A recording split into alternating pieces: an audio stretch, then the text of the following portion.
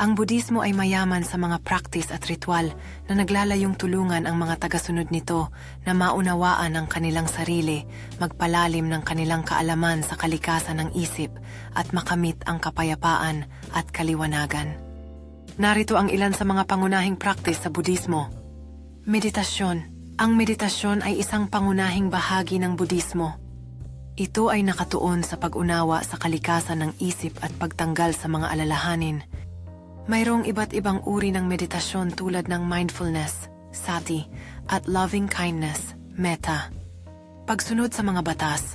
Ang mga Buddhists ay sumusunod sa mga prinsipyo at regulasyon tulad ng 5 precepts, 5 saligang batas, na naglalayong hikayatin ang magandang asal tulad ng hindi pagpatay, hindi pagnanakaw, at hindi pagsisinungaling. Pag-aaral ng mga sutra. Ang pag-aaral ng mga sagrado at tekstong Buddhist